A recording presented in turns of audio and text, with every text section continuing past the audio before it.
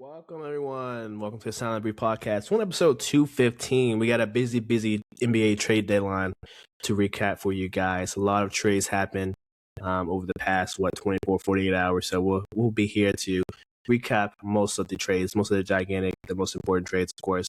Then we got the Super Bowl this weekend. Super Bowl, I believe we're on Super Bowl 60. Pats, Seahawks, rematch from a couple years ago, but with some new guns at the helm. So we'll give you guys our preview of that. We might sprinkle in a little bit of other topics, but for the most part, guys, stay tuned.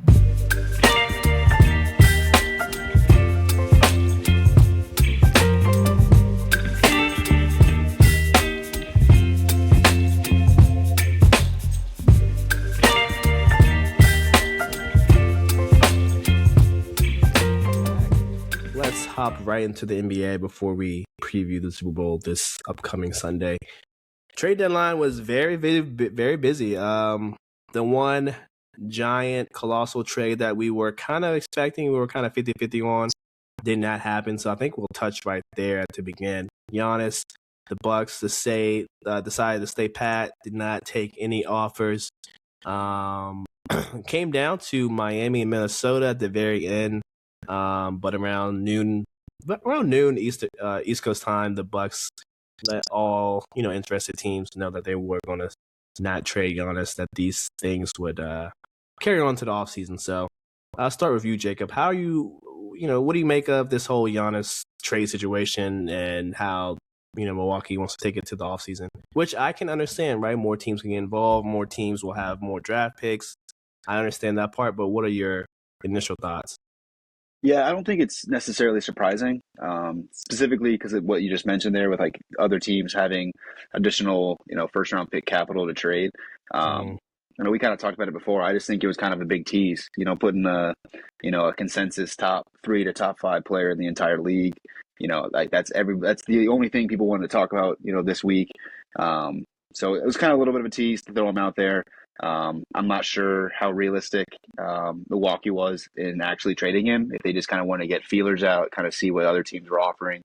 But, I mean, all in all, I don't think it was necessarily surprising. I just think that he didn't get traded for now, because I still think that is inevitably going to happen in the offseason. Lawrence, what were your initial thoughts when you saw that the Bucks and Giannis are going to continue this relationship, at least until the summer? I just find it interesting because, like, the idea of you being traded or shopped had to have been stirred or come up somehow. And then now Giannis is putting, on his, social media and everything about how he wants to stay there, wants to stay a Buck and everything. It's just kind of like one of those things. It feels like breaking up with a girl that, you kind of don't want to fully get away, but, like, you want to leave.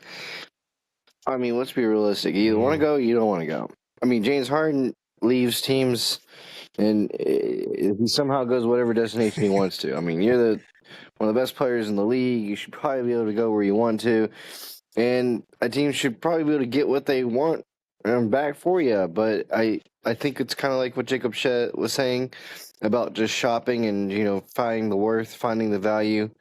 I pretty much fully believe, and I think that.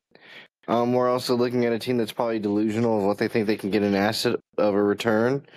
You're the one who wants to walk away from him and knows that he's going to be leaving you anyways. So the other teams don't have to meet your maybe a little bit high demands. Yeah, I agree. I mean, pushing into the summer makes sense for the Bucks' perspective in terms of, like I said earlier, more teams can get involved. More teams will have more draft picks. The players will remain the same because going into the offseason, right, you're going to have expirings. You're going to have players coming off their contracts. So maybe the players might differ a little bit, but the core deals will just mostly be the same. I think the Bucks also have to look at it as kind of like you're saying, Lawrence, like if they can't present a plan that's actually convincing enough for him to stay, he's going to be able to dictate because his contract's expiring. So he's going to have some major say in where he goes because he can always just say, hey, I'm not going to resign there. Don't send me there. And then he can kind of dictate the terms of the trade because he could also be like, hey, I'm not going to sign there unless you keep so-and-so and so-and-so. So the Bucks, they put themselves in a predicament The delusion is unreal, unheard of on both sides. With Giannis posting on his socials, like you said, Lawrence, about how legends don't what do you say? Legends don't give up their tract or whatever.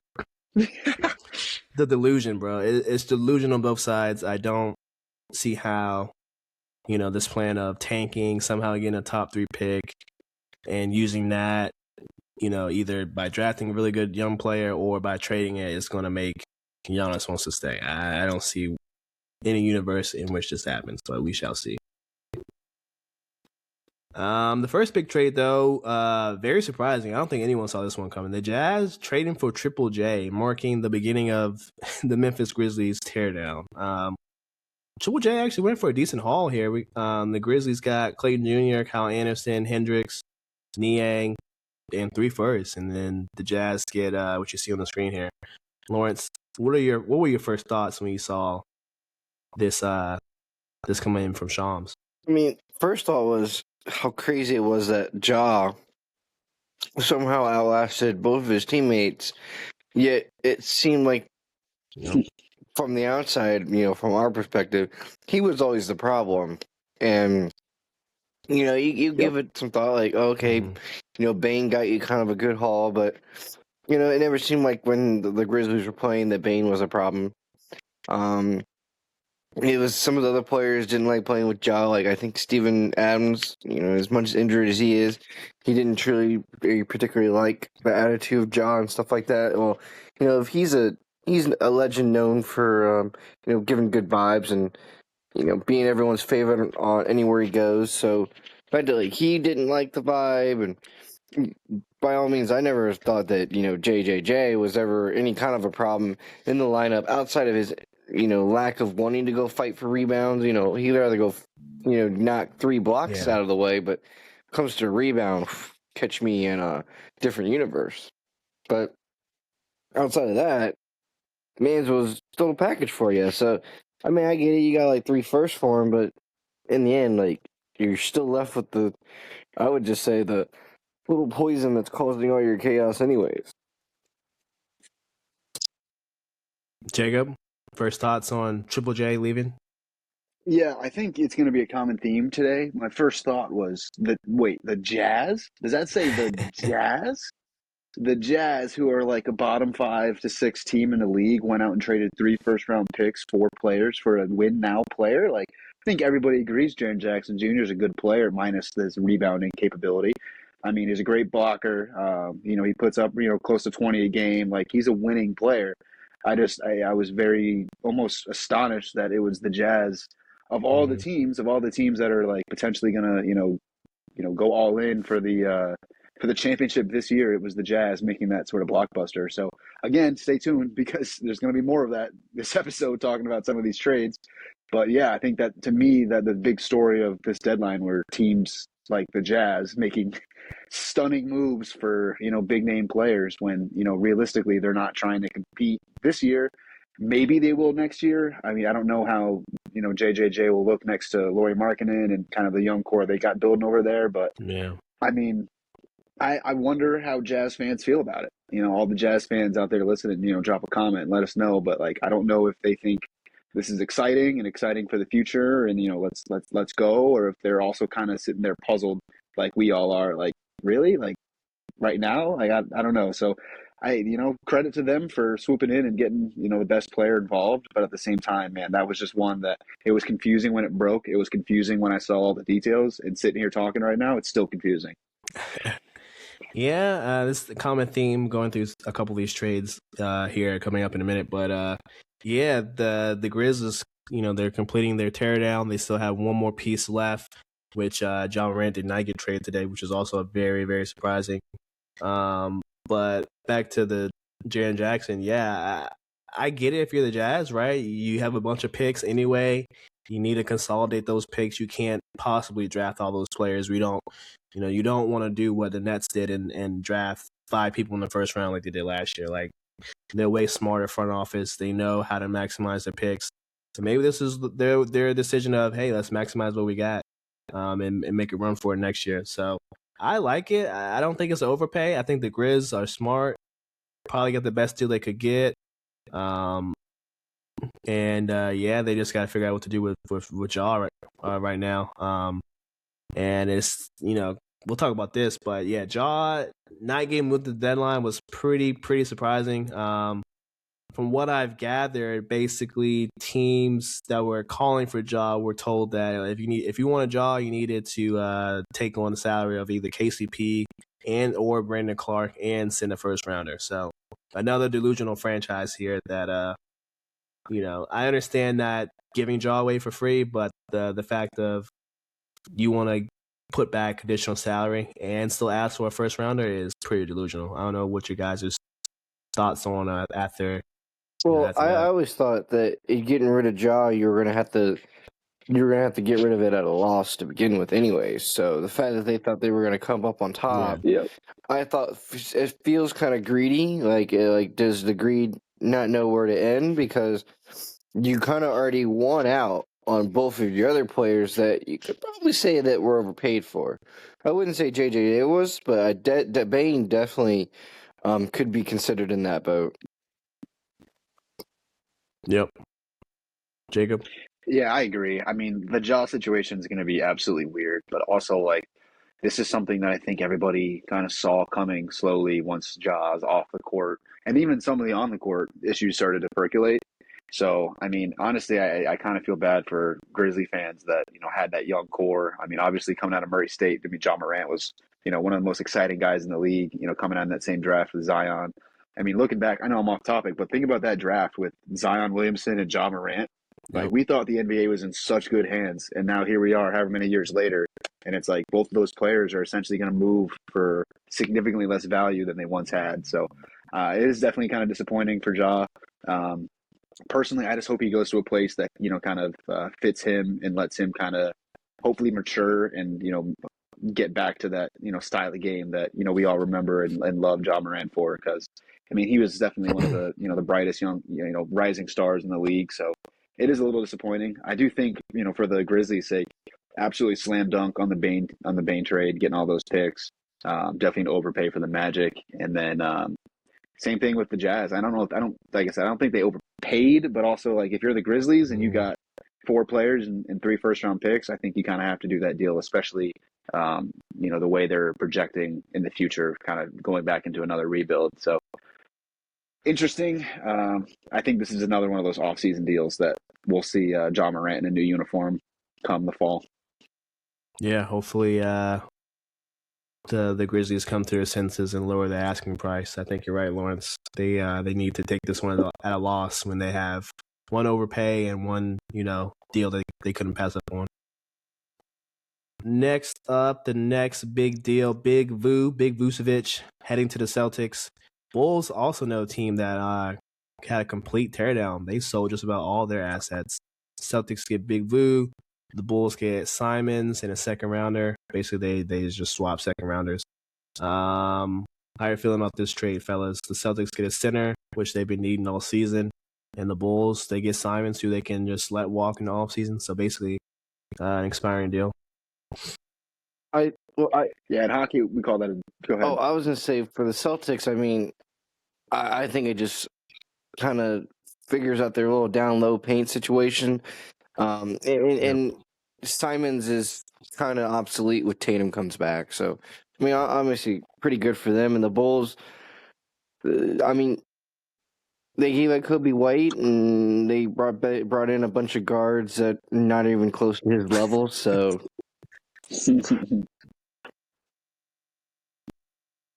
yeah, I think that's a dump and chase. Dump and chase. I mean, obviously, you see what the Bulls are doing. You could probably write a 10-page essay on how wrong what the Bulls did this deadline is by just shipping out all their players, getting more less good players with no more assets. They got no first-round picks. They got a ton of second-round picks that everybody knows in this NBA aren't worthless, but you're not going to get a guy from a second-round pick. You could use that to package and then future trade, sure, but like what the Bulls did was absolutely hilarious. Celtics getting Vucevic, I like it. I think it's a kind of like a B plus, A minus kind of deal. They definitely he's going to fill a need, and like you said, Lawrence, Simons is definitely indispensable once Tatum and the gang get back together. Next, probably blockbuster trade. Harden swap for Garland. This is another one I didn't see coming. I thought Harden was going to end his career potentially with the Clippers, but the Clippers are doing a full rebuild as well. Maybe a retool since they also have one of their key pieces still in uniform. Harden goes to the Cavs. The Clippers get Garland in a 2026 pick. Yeah, I was shocked. But it makes sense. Harden, at this point, honestly, is an Iron Man. He is only missing a couple of games per year, even though he's getting up there in age. Still putting up, 20 and 10, damn near. Can run the pick and roll with the best of anyone. He can definitely be the one person who can unlock Mobley and probably to another degree Jared Allen, since they kept him as well. So I like this move for the Cavs. For the Clippers, I guess you can convince your fans and people that, hey, Garland's a young guard. Maybe he can, recover from his toe, get that back on track, and, look forward to next year. But, Jacob, what are your initial thoughts? I actually like this for both teams a lot because I think it makes sense for both of them in terms of what they're going for in the future. Obviously, James Harden is the poster child for I don't want to be here anymore. Here's where I want to go, and he gets his wish every single time. Every time. I mean, every time he says I want to go to Brooklyn, I want to go to Philly, I want to go to LA, he just gets his wish. So I don't know what kind of negotiating power, whose secrets he has to always get his way, but all the credit to him. I think him and D. Mitch and that, leading that team with the big boys, the big centers, I actually kind of like the fit. I'm interested to see how they look on a 7-game series once we get to the playoffs. Yep. So I do like it for the Cavs' sake. And I also think for the Clippers, man, don't forget about Darius Garland. I know he hasn't played much this year, but I think he was an all-star last year, if not the year before that. Yeah. He's still relatively young. I mean, this is one of those, that's a future move for the Clippers. If Garland ends up staying there for the next, let's just say 5 years in this NBA, that's probably a net win for the Clippers because obviously Harden's probably going to finish out the season, probably start next season, and then decide he wants to play somewhere else and get his wish again. So in terms of a right now move, the Cavs kind of pushing the chips all in for this year, and the Clippers kind of doing their best to retool for the future. So I like it for both. Lawrence? So for me, I think the only problem with the Cavs is you are forced to be in this win now mode. And yes, I think that they are doing something right, in which if you look at your biggest ops this season, you got Detroit, and you have the clear advantage of Detroit because, Detroit's small specialties is the inability to shoot consistent threes, but to fight down in paint and win the wars there. Well, you won't be able to win the war because I got Mobley and Allen, so there takes away your disadvantage for technically the top team in the East. Then you look a little further down, the Celtics are there, but I don't know if the Celtics at their current health should be above you. Other teams, I kind of think you just kind of mirror yourself towards Detroit and the Knicks. And I kind of agree that they have the advantage over the Knicks in a slight way with their two, big guys. You can kind of eliminate Karl-Anthony Towns, so then you just kind of have to have a Mitchell versus Brunson off, and then they just kind of, counteract each other, cancel one another out, and hope Harden, seals that deal. Now you're just falling back on the fact that Will Harden seal that deal, et cetera, like that. But then you also got to pay an extension for a 36-year-old man. He wants 3 years. So then you kind of have to make him ride out his, prime, not even his prime, his glory years at the end with Mitchell, who kind of is at his prime. Different ways to look at it. Next up, we got the Wiz and the Mavericks make a trade. The Wiz are very, very active this season in the trade market.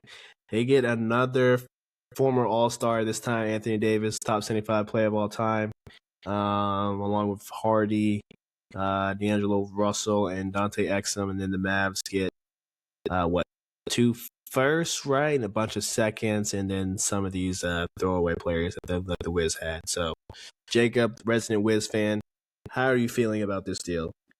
Yeah, so this goes right back into the Jaren Jackson Jr. one where I was actually, so my boss is a Raptors fan, and he really wanted Giannis, and I knew he wasn't going to get him. So I was actually telling him because I had just seen, like, probably within 5 minutes before, that the Raptors were talking to Dallas about Davis. So as I literally told him that they were, the Raptors were in on Davis, I got a notification and I saw Anthony Davis's name. And I was like, oh my God, let's go. And then I saw the freaking Wizards. The Wizards? The Washington Wizards traded for Anthony Davis. I was honestly astonished.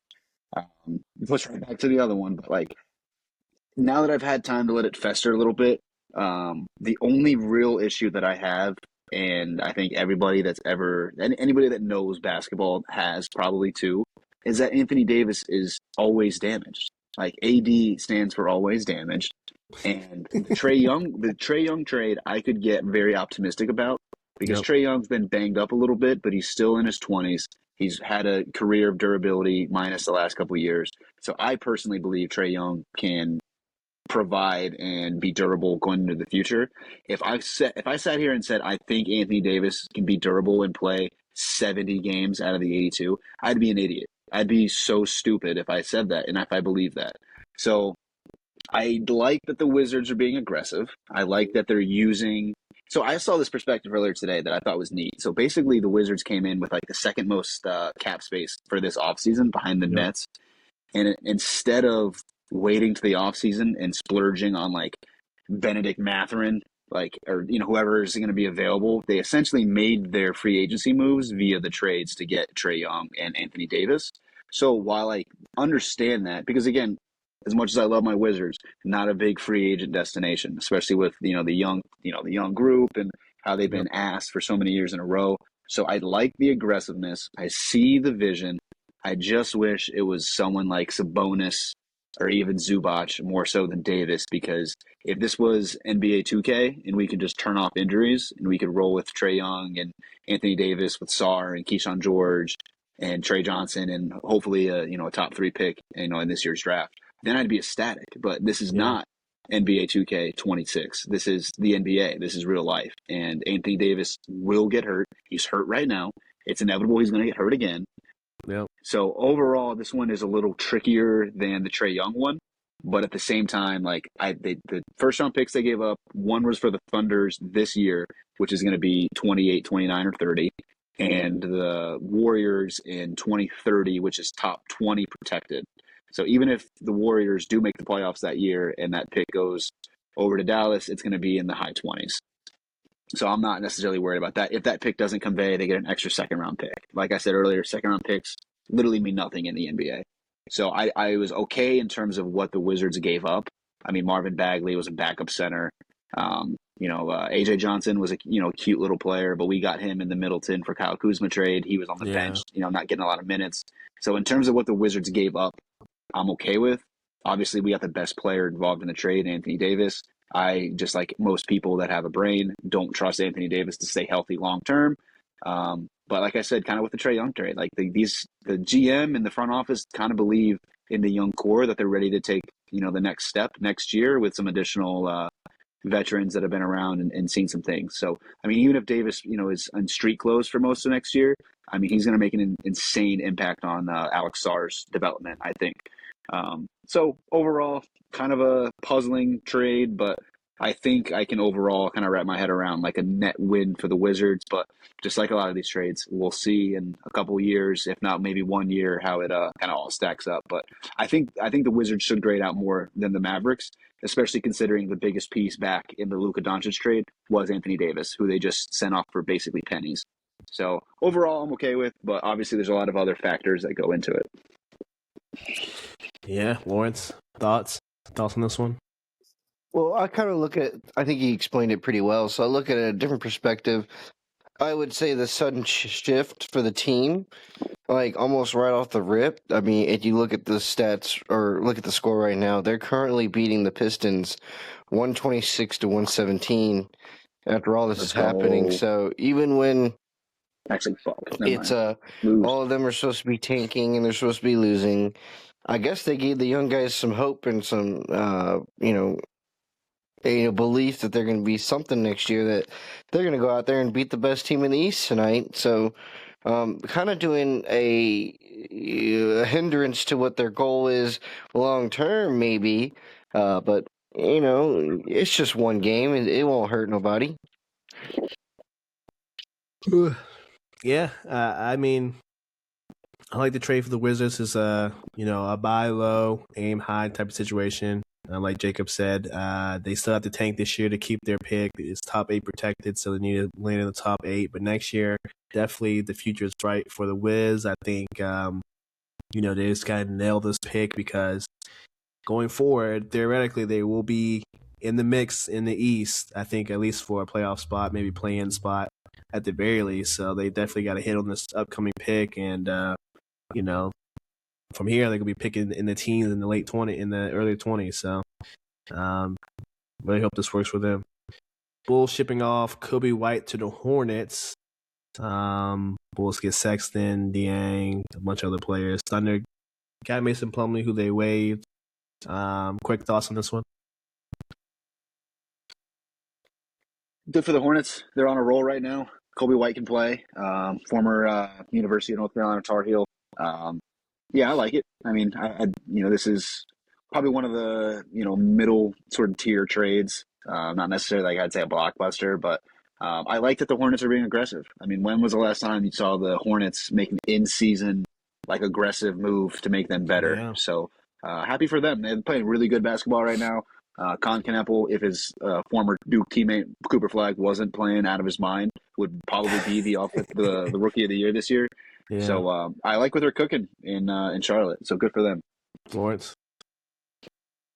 I think the Kobe White move, I think it gives juice to the crowds that keep coming back game after game. I think it gives juice to their guys to, hey, I like that we've been trying really hard this season. Let me get you a guy that's going to hit you a clutch shot. I think the Miles Bridges collapse the paint, score some buckets. It's really effective. The Colin Sexton, we're going to move off Colin Sexton. I feel like Colin Sexton was also the same way, would collapse the paint and would score a bucket down low. Now we got a little sharpshooter from the outside, which hopefully will allow LaMelo to get a little bit more sharpshooter from the outside as well. I think overall it really helps the team, I would say, have a more flowing offense. There's a little bit more strikes that can be made.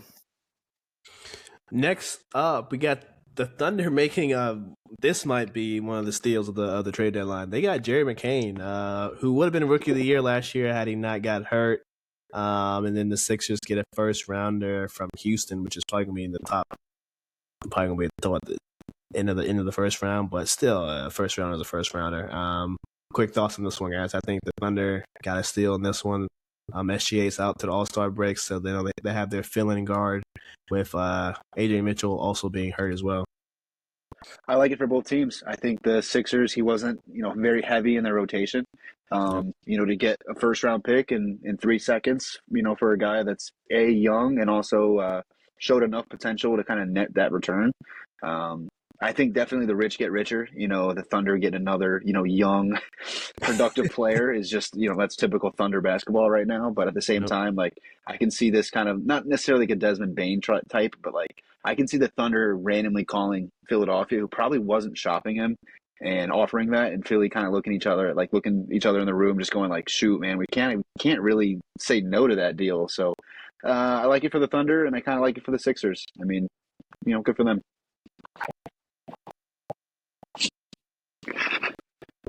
Lonzo got dumped to the Jazz. I think he's getting waived, so we don't need to speak about that one. Poor Lonzo. Maybe his brother will get the Hornets to sign him. Tyus Jones to the Hornets. I like this one. The Magic get out of the luxury tax. The Hornets get another guard who can fill the rotation. The Warriors trade Trey Jackson Davis to the Raptors. The Raptors need some front court help. I think Jakob Portal is hurt right now. Yabusele, he didn't work for the Knicks after having a pretty good season with the Sixers, while Joel was hurt most of last year. Chris Paul, he got waived. No need to talk about that. Probably the next big deal. This happened late last night. Kuminga healed to the Hawks for Porzingis.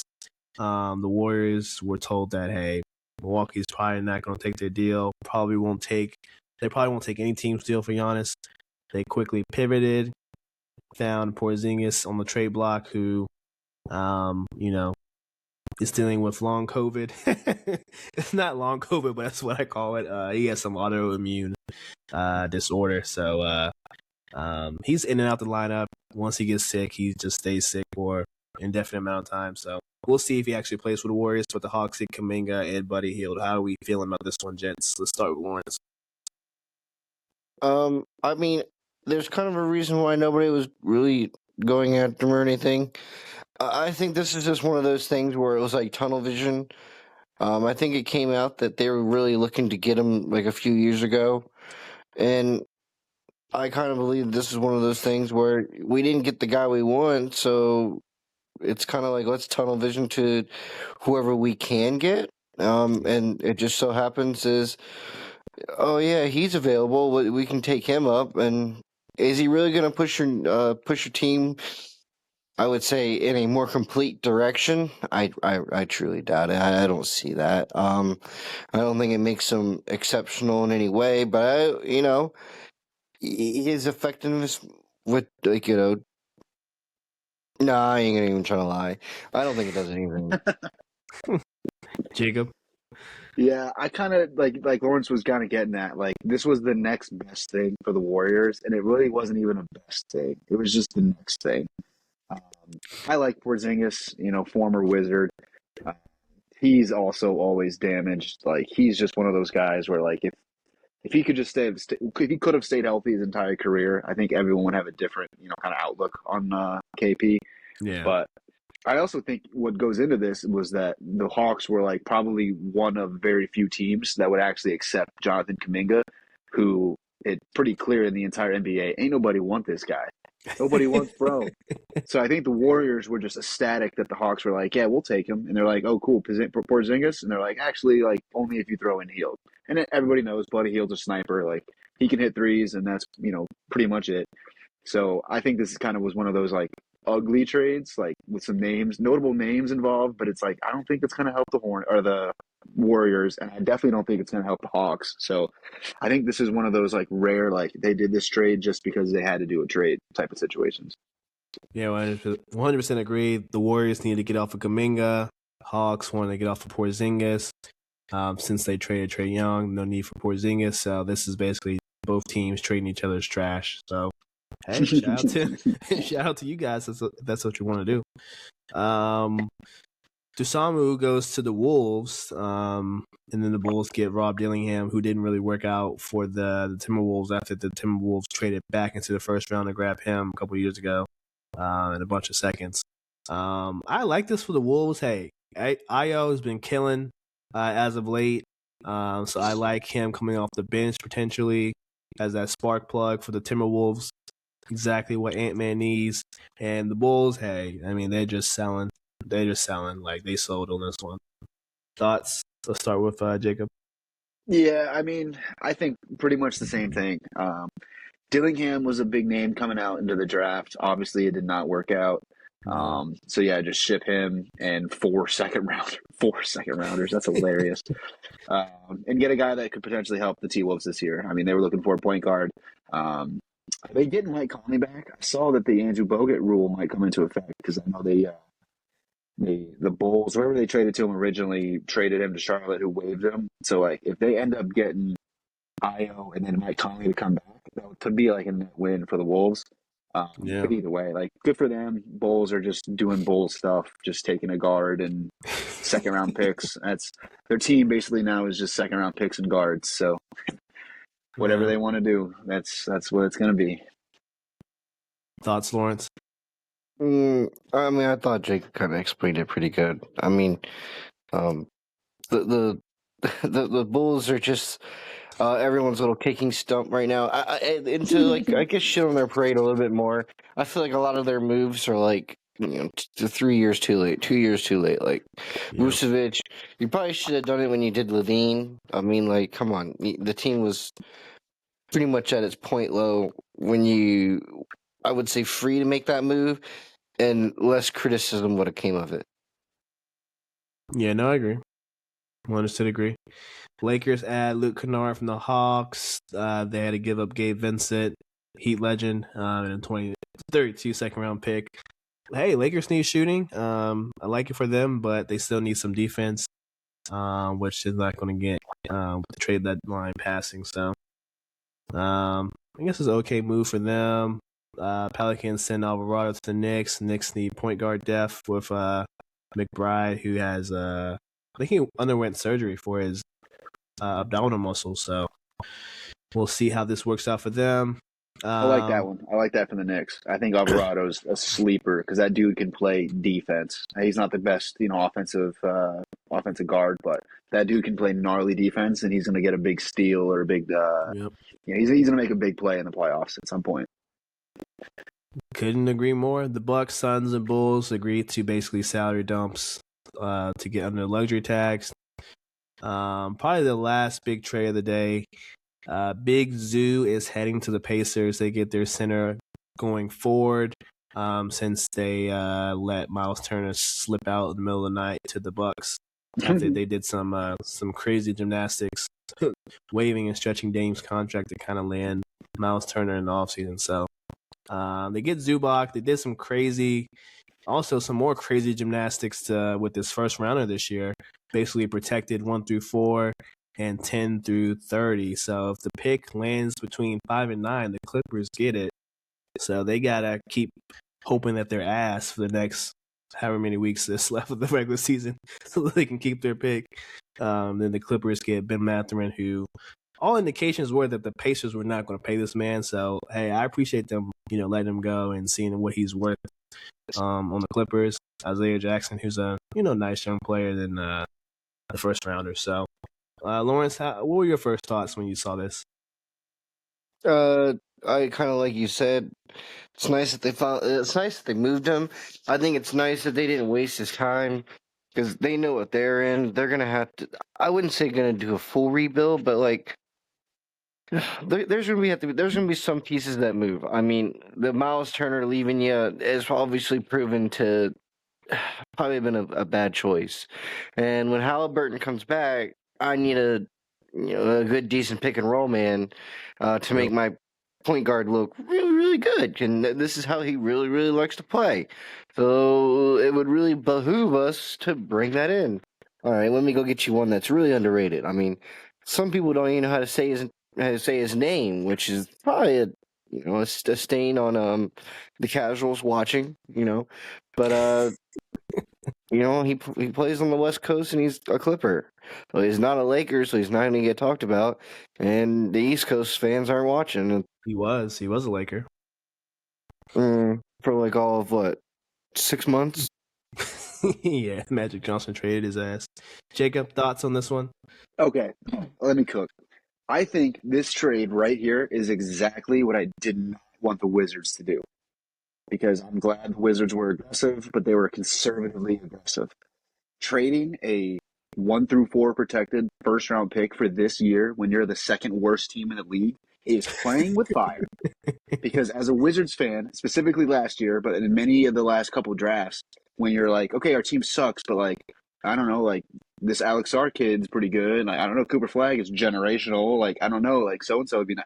You can't rely on ping pong balls. You can't do it. That's how you get fired. That's how your team gets stuck in the gutter. That's how bad things happen. I think Zubac is a great player, but to give a starting caliber player in Mathurin, to give a potential starting caliber player in Isaiah Jackson, who I've seen and is pretty good. He's young.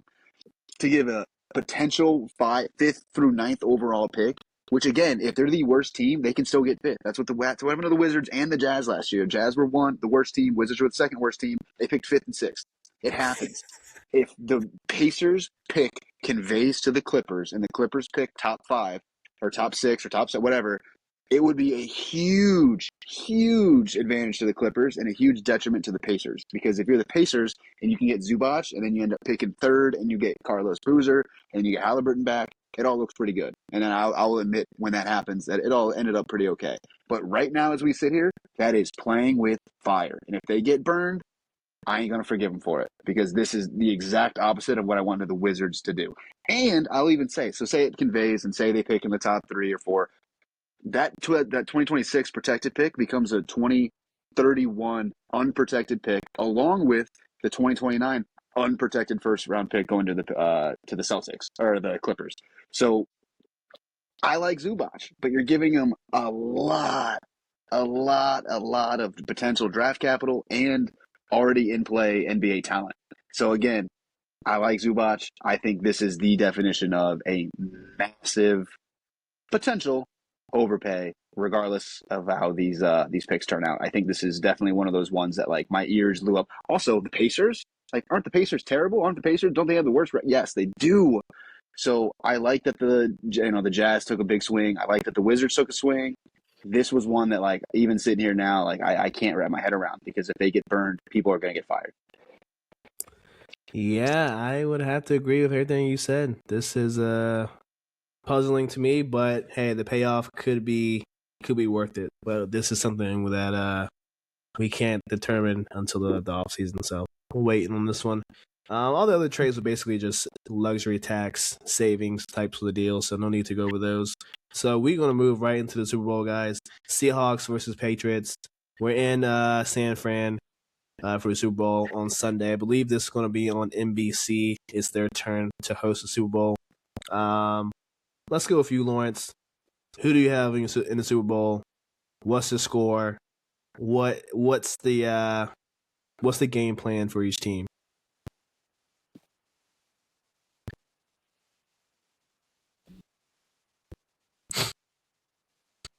Is Lawrence here? Lawrence? Jacob, you want to start? You want to kick us off? Yeah, I'll take that one over.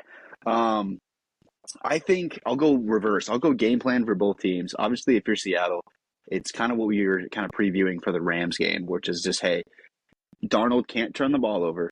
Let's try to get the run game going early. Let's try to get JSN involved early. And let's just try to rely on the defense, let the defense do their thing, not turn the ball over, not make it easy for them, and essentially just play their style of game. Because I think both of these teams have distinct styles. And I think just like any good fight, whoever dictates their style first and obviously more is going to be the winner. Unfortunately, because I'm a bit of a pessimist, I'm going to take the Patriots. I'm going to take the Patriots, and I would love to be wrong, because screw the Patriots. I like Drake May. I think they've had the easiest sort of run, and I think that in sports, the beauty in sports is sometimes things just feel inevitable, and sometimes, you have these really cool stories. I think both of these teams, depending on where you're from, I guess, have good stories kind of going into this. I just have this weird feeling that Drake May is going to ball out, because I think he has not balled out. He had a great regular season, could win the MVP here in about 15 minutes. We'll know here soon. But I think that they just have this sort of storybook thing with Vrabel's first year back in New England, Drake May sophomore year. Like, as much as I want to see them lose and Seattle win by 40 points, I got this weird feeling inside me that the Patriots are going to win probably a close game. I'm going to go 24-20. Okay, go Patriots. Okay, we got one for the Patriots. Lawrence, I don't know if you're here, but I'm here. Who do you have in the Super Bowl?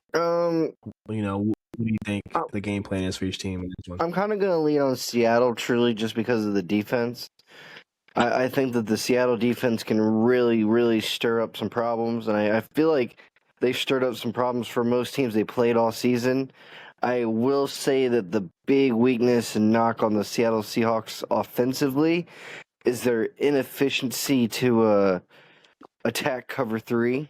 I think it's cover 3 that I'm thinking of. That, Sam Darnold's like the worst quarterback all season against cover 3. I don't know how good the Patriots run cover 3, but if that's something that I know, that means I know that Vrabel knows that. So he's probably going to run some of that. But I do know that Christian Gonzalez is a pretty good man corner, but I also like JSN as a, I'm going to route you up kind of wide receiver, and I feel like JSN can win just as many battles as Gonzalez can win. So just because I don't like the Patriots and wouldn't say I love the Seahawks either. I'd rather take the Seahawks to win, so I'm just going to give the edge to them, truly because of their defense being, I would say, the difference maker and their special teams. And I'm not going to say the Patriots don't have a good special teams. I think they have one of the better, punt returners in the league. However, Rashid Shaheed has made lots of noise being a kick and punt returner for them. I think he's already got 3 since being on the team. Yeah, not sure about that stat, but we got 1 Seahawks, we got 1 Patriots. For myself, I'm gonna have to lean Seahawks. I am a Patriots hater. Don't want to root for them. The fact that they, are back in the Super Bowl so quickly is kind of irking me, to be honest. But Drake May, good young quarterback. Definitely has a bright future ahead of him. Good coach. Vrabel's a very good coach. Team did a complete 180 this year. You can chalk it up to a weak schedule. You can chalk it up to, him working some magic. Either way, very impressive, right? But I'm gonna go Seahawks with the same reasoning as Lawrence. I think the defense is just elite. One of the best defenses we've seen in a long, long time. They can, all phases: stop the run, stop the pass, get to the quarterback. They can cover your best receiver. What can they not do on defense? So, with that mindset, I think, all you got to do is get pressure on Drake May. And we saw with the Houston Texans, once you get pressure on him, he's going to make mistakes. So I think you just got to, light his ass on fire all night, whether that's sending 4, sending 5, having a spy in there just in case he scrambles. Don't let him get out the pocket. Whatever the case is, you got to keep constant pressure on him. Don't let him get comfortable. His first big game, right? Let's keep him rattled. So I'm gonna go Seahawks. I think they have enough on offense, and I'm gonna repeat what we said 2 weeks ago, right? As long as Sam Darnold is, not pressured, he has time, which his offensive line has proven they can hold up and give him just enough time, right? To find JSN, to find Shaheed, to find Walker out the backfield. Just enough weapons that I think he can kind of slice and dice this Patriots defense, especially with some of the short fields that they'll be getting from Shaheed. So I really like the Seahawks in this one. I really do. I think this is their payback for for not running it on the 1 yard line a couple of 10 years ago. 10, 13 years ago. I hope so, man. I picked New England because I don't want them to win. That's usually how I bet, but I would love to be the only one wrong here. Mike Vrabel did just win Coach of the Year, one of the most crowded list of candidates for Coach of the Year. Obviously, Ben Johnson, Mike McDonald, a lot of deserving Kyle Shanahan. There's a ton of good Coach of the Year potential guys, and Vrabel won it. His first year in New England, so hopefully that's a sign of you can win that, but nothing else this year. Hey, shout out Vrabel. Very, very good season for him. Hopefully I'm wrong, but I think I'll be right. Anything else we want to cover, gents, before we head on out? I would talk about Mason, but I'm pretty depressed after that despicable loss versus Duquesne. Don't even want to talk about it. Maybe next week we can talk about them winning versus they play St. Joe's on Saturday. Oh, man, I feel like their only chance to making a tournament run is either winning the A10 or they got to beat VCU and St. Louis and not have lost up until that point. Well, the way they've been playing, the way they've been starting out the first half, I don't have much faith in that. So I think it's bleak. Yeah, so maybe we will revisit Mason come Monday. Hopefully, some the tables have turned with their losing streak and just overall just starting slow in these games. Something has to change. Something has to change there. But anything else? Nope, I got nothing. No, I'm good. And with that, we're gonna head on out, guys. Enjoy the Super Bowl. Enjoy your new players on your NBA teams. If your team made a trade, mine did not, and don't know how to feel about that. But This is Sideline Brief Podcast, guys, episode 215, and we will see you next week. Peace.